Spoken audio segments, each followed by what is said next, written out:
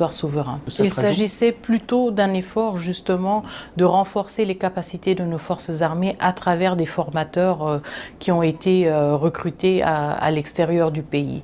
Donc ces efforts-là étaient plutôt consentis dans une logique de renforcer les capacités des forces armées de la République démocratique du Congo. Alors je voudrais clarifier une chose.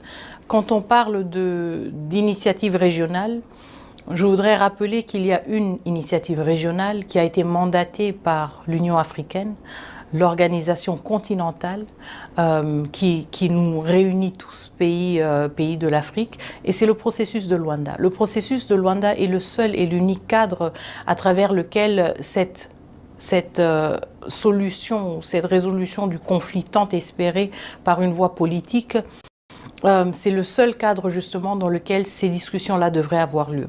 Donc nous avons réitéré le fait que nous attendons le Rwanda dans le processus de Luanda, le processus auquel lui, il a adhéré aussi, mais duquel il s'est séparé très récemment et auquel il n'a pas participé, par exemple, au sommet du 15 décembre.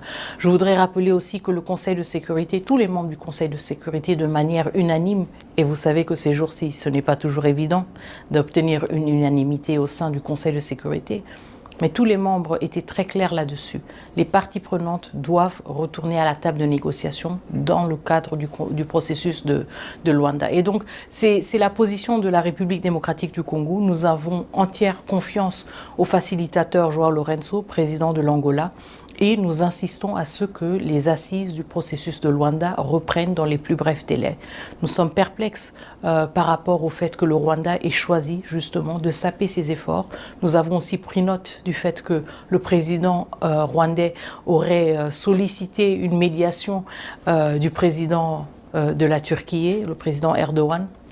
Nous sommes perplexes parce que nous sommes convaincus qu'en tant qu'Africains, qui se respectent, nous voulons quand même privilégier nos propres efforts. Donc c'était assez surprenant de voir le président Kagame solliciter une implication d'une partie tierce qui n'a pas participé à ces efforts et qui n'est pas du continent. Donc nous réitérons, le processus de Luanda est le cadre, l'unique cadre à travers lequel nous allons continuer les efforts pour trouver une résolution politique à